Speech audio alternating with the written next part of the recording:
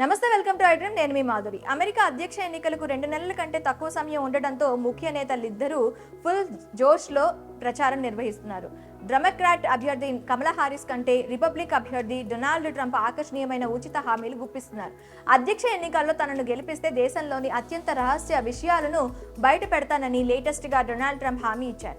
అటు కమలా హారిస్ అక్రమ వలసలపై కఠినంగా వ్యవహరిస్తానని హామీ ఇస్తున్నారు. మరోవైపు ట్రంప్ కొత్త పుస్తకం సేవ్ అమెరికా బెస్ట్ సెల్లర్ గా నిలుస్తోంది. ఎన్నికల ప్రచారంలో భాగంగా డొనాల్డ్ ట్రంప్ ఓ పాడ్కాస్ట్ లో ఆసక్తికర విషయాలు వెల్లడించారు. అధ్యక్ష ఎన్నికల్లో గెలిచి వైట్ హౌస్ లో అడుగు పెడితే యుఎఫ్ఓ దృశ్యాలు, మాజీ అధ్యక్షుడు జాన్ ఎఫ్ కెనడీ హత్యకు సంబంధించిన పత్రాలు, ఎఫెస్టైన్ ఫైల్స్ వంటి రహస్యాలను బహిర్గతం చేస్తానని హామీ ఇచ్చారు.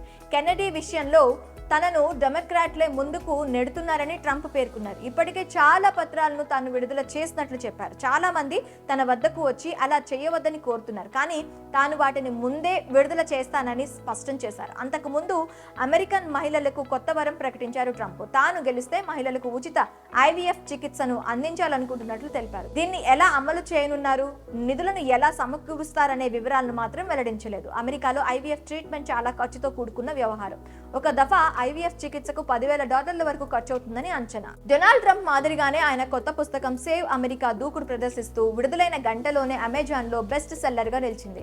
$92 మేరకు భారీ ధర ఉన్నప్పటికీ అమెజాన్ లో president and heads of the state biography జాబితాలో తొలి స్థానంలో నిలిచింది. 2 నెలల క్రితం పెన్సిల్వేనియాలోని బట్లర్ పట్టణంలో ఎన్నికల ప్రచార సభలో ట్రంప్ పై కాల్పులు జరిపినటువంటి ఫోటోను పుస్తకం కవర్ పై వాడారు. అయితే తన గత పదవీ కాలంలోని ముఖ్య ఘట్టాలతో పాటు మరోసారి అధ్యక్షుడిగా ఎన్నికైతే ఎలాంటి పాలన అందించాలని ఆయన యోచిస్తున్నారు ఈ పుస్తకంలో ట్రంప్ వివరించారు. అధికారంలోకి వస్తే అక్రమ వలసలపై కఠినంగా వ్యవహరిస్తానని డెమోక్రటిక్ పార్టీ అభ్యర్థి కమలా హారిస్ హామీ ఇచ్చారు. అమెరికన్ ప్రజలు రిపబ్లికన్ అధ్యక్ష అభ్యర్థి డొనాల్డ్ ట్రంప్ ను ఓడించడానికి సిద్ధంగా ఉన్నారన్నారు. దేశం కోసం కొత్త మార్గాన్ని నిర్దేశించాలని నిర్ణయించుకున్నానని, అధికారంలోకి వస్తే కేబినెట్ లోకి రిపబ్లికన్లు తీసుకుంటానని హారిస్ ప్రకటించారు. ఇక ఇద్దరు అభ్యర్థుల్లో కమలా హారిస్ విజేతగా నిలిచే అవకాశాలు నానాటికి మెరుగవుతున్నట్లు సిఎన్ఎన్ వార్తా సంస్థ తాజా సర్వేలో తెలిపింది.